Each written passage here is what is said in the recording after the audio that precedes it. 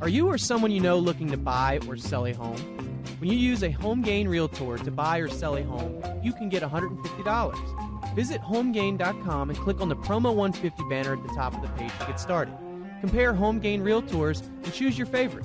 Complete your home purchase or sale transaction with a HomeGain Realtor, and HomeGain will pay you $150. Get started today by going to HomeGain.com.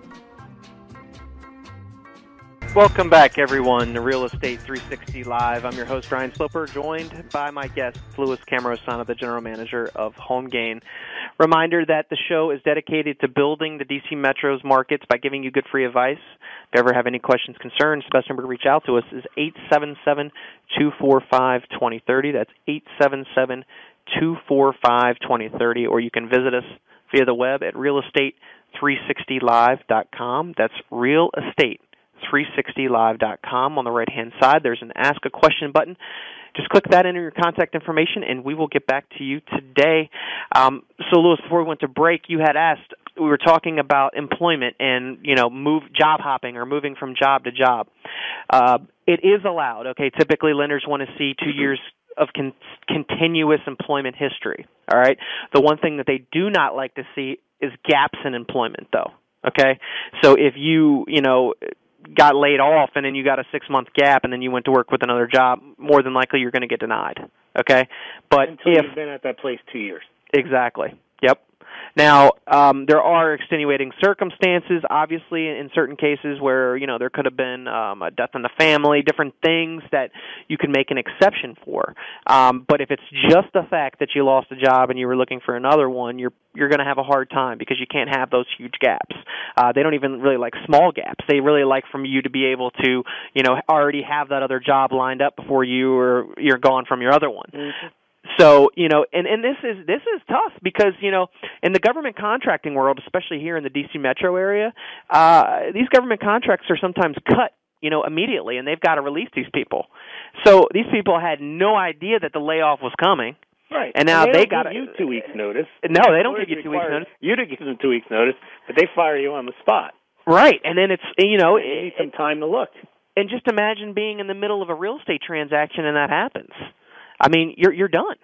I mean, is that right? If you happen to be at the closing table and you've paid your down payment and you've got your high credit score and you've arranged your mortgage, that's an event that will trigger the absolutely. Killing of the deal, absolutely. Huh? Yep, absolutely. Matter of fact, typically one of the documents that you sign at closing is basically that, to the best of your knowledge, you have not lost your job as of the date of your signing that, right?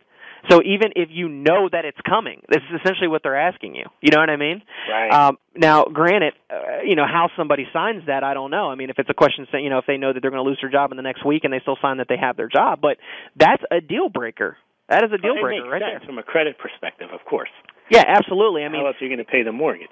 Yeah, they also ask, and typically in those closing documents, that you hadn't taken out any other loans in the meantime, things of that nature. And people do that. They take out loans to buy furniture for the new house. Oh, I've got a great one. Okay, this is I actually got an email in from a listener that actually had a potential problem, and it was because they were trying to obtain a VA loan, which was 100% financing. Okay, so everybody knows that VA loans are 100% financing. However, people tend to forget that it's not, you don't just have, there's a no down payment, but you still have closing costs that are associated with a purchase transaction, right? Now, closing costs can run anywhere from 2 to 4%, depending upon your state, depending upon what your loan amount is, your sales price, tax stamps, and all that. So this person thought that they could get into the house for absolutely no money out of pocket, right?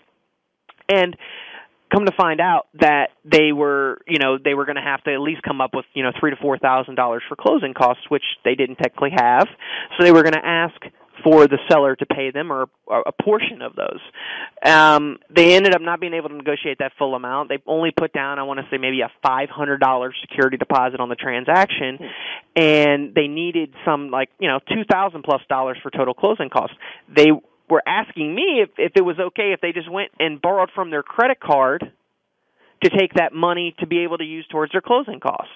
Now, the answer to that question is, yes, you can borrow from your credit card, okay? That's allowed. Mm-hmm. But remember that you still have to count that new debt against your qualifying ratios.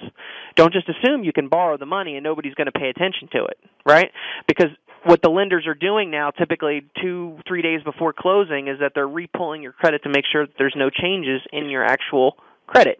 And if they're looking at your bank statements for the last 2 months, because money in your bank statements typically has to be seasoned, has to be in your account for at least 2 months in order for them to give you credit for that money, then if they only see $500 or whatever maybe for the last 2 months, they're going to be like, where all of a sudden did this other $1,500 come from? You're going to have to show. So you're going to have to show that you borrowed it from your credit card. You're now going to have to show what that payment is on the credit card, what the balance is on that credit card. But Ryan, can you not ask your credit card company to raise your credit line, let's say by $2,000 or $3,000, and then only take out less than that amount, and therefore your ratio to your credit card is still pretty good? And would that kind of cancel out the problem? You could potentially do that, Lewis, but you would need to actually do that ahead of time, though. You know what I mean? You wouldn't want to do that at the same time, because typically whenever you ask for a credit increase, you know what the credit bureau, the credit companies do, right? They re-pull your credit. So then you would have another inquiry on your credit report. So that's if you had done it earlier on, yeah. Exactly. So if you were doing it before you actually started, looking for houses and trying to obtain a mortgage, you'd be okay, right? So isn't it? You made the point the other day about Macy's credit card, paying that off, but yep. Doesn't it make sense to keep your credit? People cut up their credit cards to avoid problems, mm-hmm. and that's a mistake. They need to keep it open. Yep. But isn't it also a mistake to reduce your credit line? Absolutely. Yeah. Because then let's say you owe $5,000 and you used to have a $15,000 and you cut it down to $10,000 to make sure that you don't go over it. Absolutely, 100%, because, like I said, about 30-some% of your score is your proportion of balances to high credit limits, right?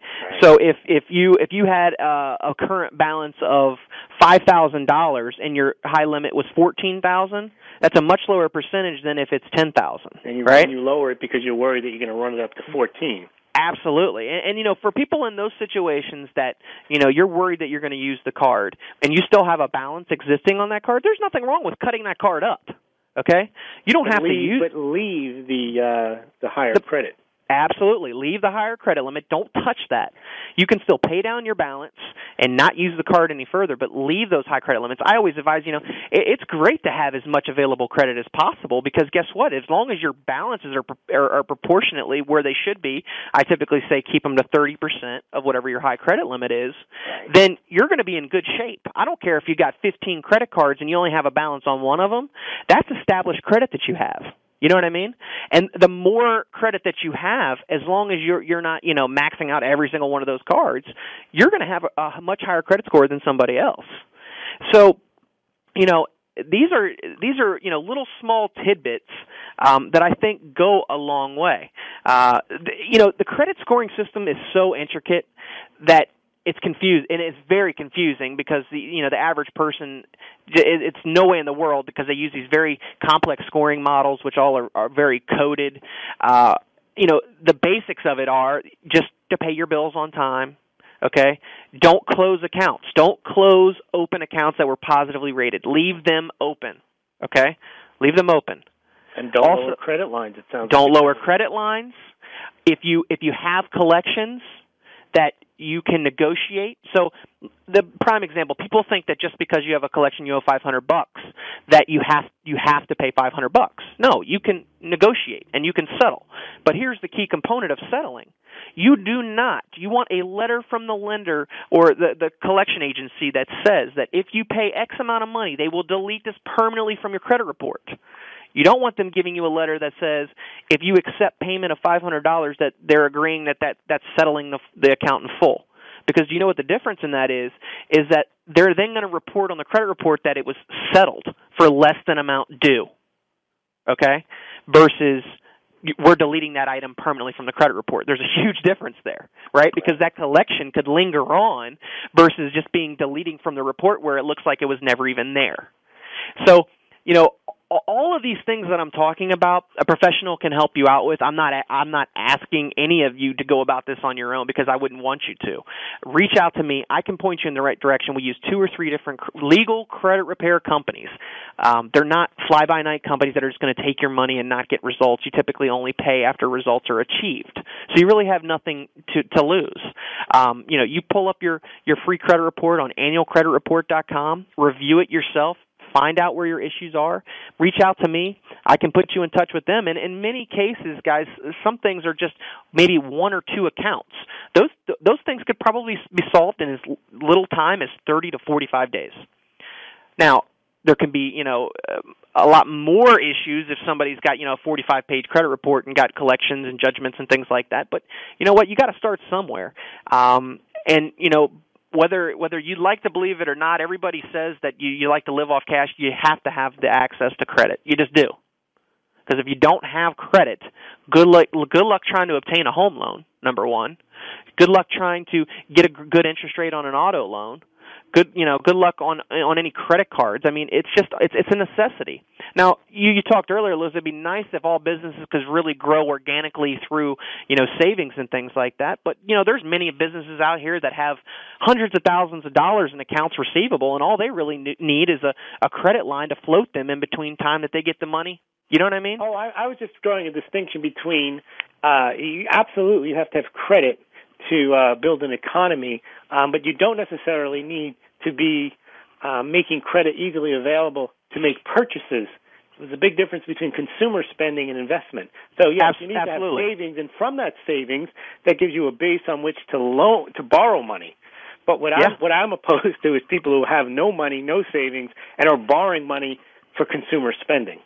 That doesn't help the economy. What helps the economy, sure, is availability of credit so businesses can grow. Yeah, I totally agree with you. And everything that I'm discussing here today as far as credit's concerned, it's not necessarily going to give you an approval on your mortgage, but it is going to set you up at some point to be in a position to do something good for yourself, okay?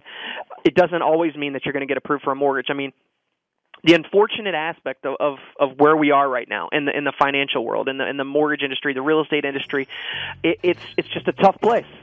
And, you could have $1 million in the bank, 740 credit scores.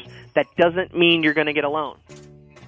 When we come back, we're going to jump into appraisals that are killing real estate transactions and what you can do to protect yourself. Stay right there when we come back.